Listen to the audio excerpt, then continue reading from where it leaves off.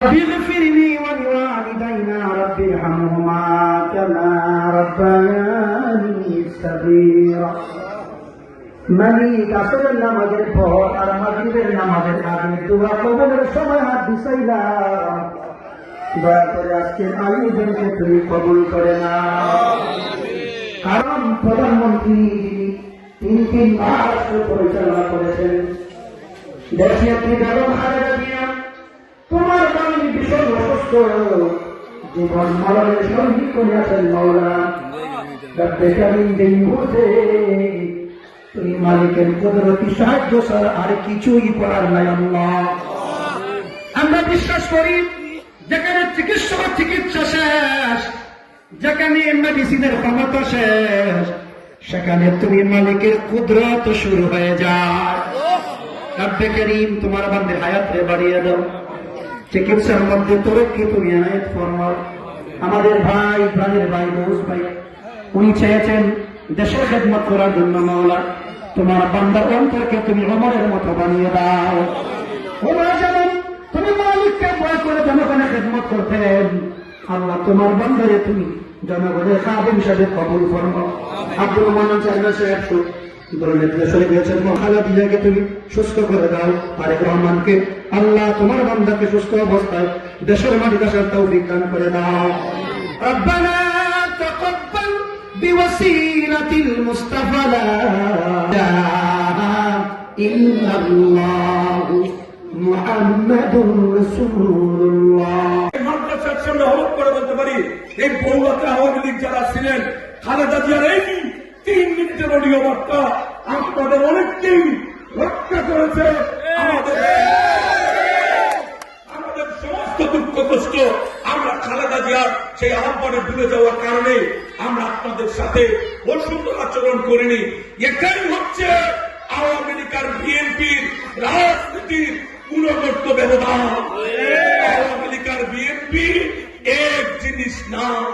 BNP মানুষকে ভালোবাসে, BNP মানুষের পক্ষে কথা বলে, বিএনপি মানুষকে নিয়ে আর পথ চলা। সেই জন্য লক্ষ্য করুন, এখানে অনেক শিক্ষিত মানুষ, অসংখ্য শিক্ষিত মানুষ, মা বোনেরা আছেন, অনেক আলেমওলামা আছেন।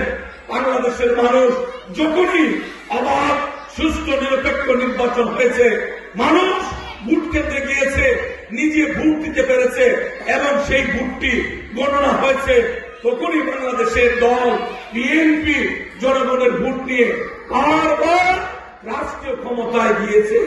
আমরা বিশ্বাস করি যত ষড়যন্ত্রই হোক, যত চক্রান্তই হোক, আগামী 12 ফেব্রুয়ারি বৃহস্পতিবার ইনশাআল্লাহ বাংলাদেশের মানুষ ভোট কেন্দ্রে যাবে এবং নিজের পছন্দের প্রার্থীকে ভোট দিয়ে সরকার গঠনে সর্বাত্মক সহায়তা করবে ইনশাআল্লাহ।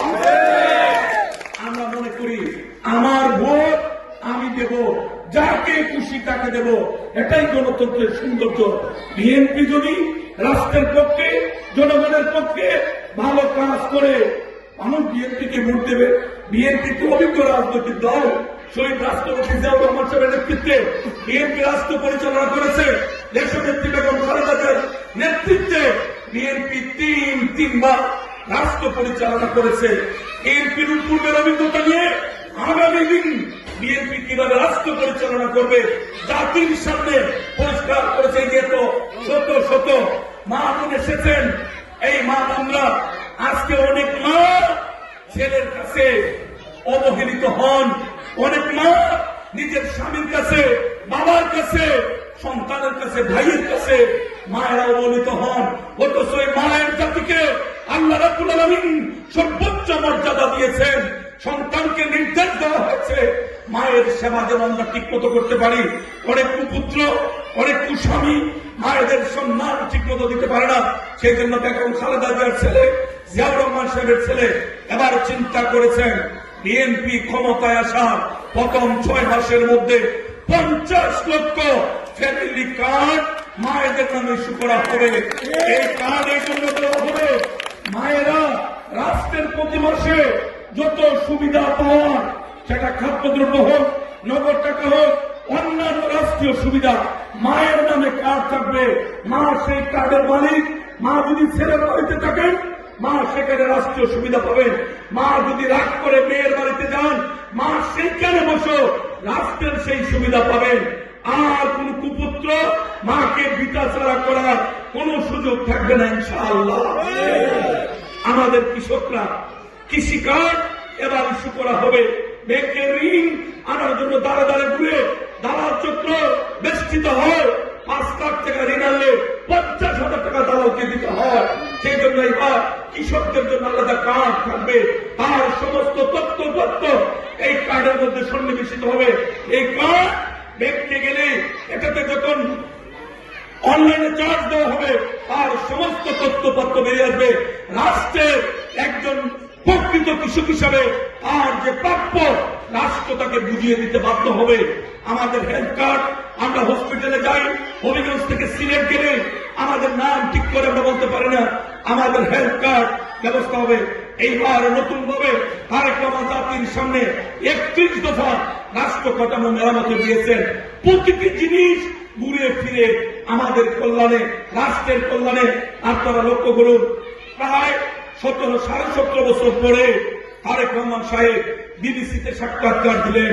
আপনারা নিশ্চয়ই দেখেছেন, বিবিসির সাংবাদিক বারবার প্রশ্ন করেছে বিএনপির পররাষ্ট্র নীতি কি হবে, আমাদের পার্শ্ববর্তী দেশ ভারত সহ অন্যান্যদের সাথে আমাদের সম্পর্ক কি হবে। তারেক রহমান, জিয়াউর রহমান সাহেবের ছেলে তারেক রহমান, বেগম খালেদা জিয়ার ছেলে, উনি অত্যন্ত দৃঢ়তার সাথে বলেছেন সবার আগে বাংলাদেশ, সবার আগে বাংলাদেশ। দেশের স্বাধীনতা, দেশের সার্বভৌমত্ব রক্ষা করেই অন্যের সাথে আমাদের সম্পর্ক হবে।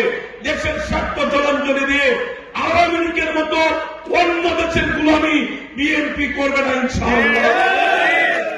তাই বন্ধুগণ, যে খালেদা জিয়া সাহস করে এই কাজগুলি করেছেন, যে খালেদা জিয়া আজকে ভোটের পরিবেশ তৈরি করে দিয়েছেন, আমরা আশা করছি ফেব্রুয়ারি মাসে আমরা 12 তারিখে কেন্দ্রে কেন্দ্রে যাব, আমরা ভোট দেব।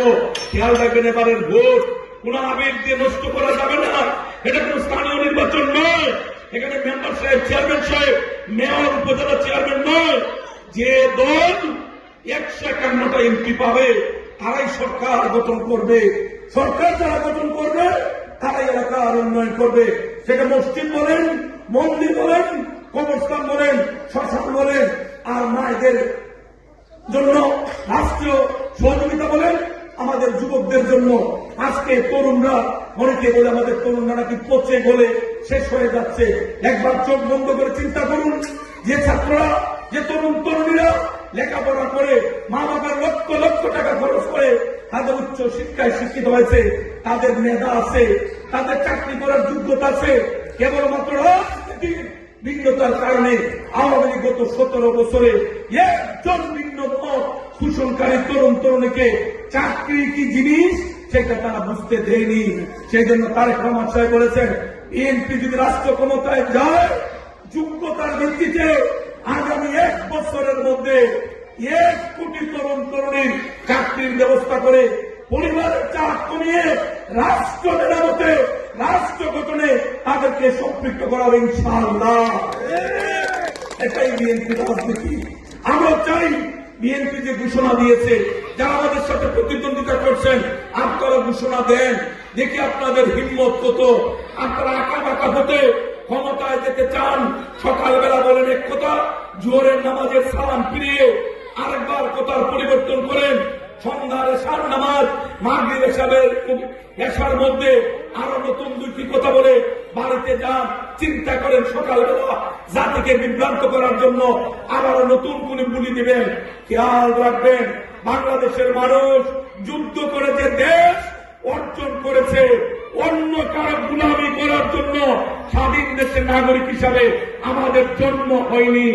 আমরা স্বাধীন দেশের নাগরিক, স্বাধীনতার পক্ষে যারা ছিল তারাই এক হয়ে স্বাধীনতার বিপক্ষে যারা ছিল তাদেরকে বর্জন আমাদের কি করতে হবে বন্ধুগণ। তাই এক কথা না ভাই, আজকে দুয়ার অনুষ্ঠান, রাজনৈতিক বক্তৃতা দেব না, কিন্তু খালেদা জিয়া যে সমস্ত ঘটনায় জড়িত, খালেদা জিয়া যে অর্জনগুলো যদি না বলি আল্লাহর কাছে দায়ী থাকবো।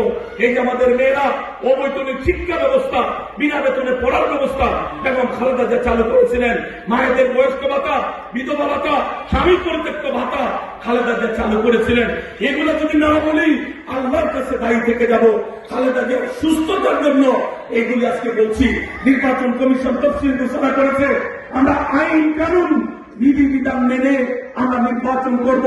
নির্বাচনের প্রতি যখন আমাদের হাতে অফিসিয়ালি আসবে আমরা তখন রাজনৈতিক বক্তব্য দেব। শুধু খালেদা জিয়ার জন্য দাঁড়ে দাঁড়ে যাচ্ছি, মায়ের জন্য সন্তান হিসাবে আমরা দোয়া ভিক্ষা চাচ্ছি।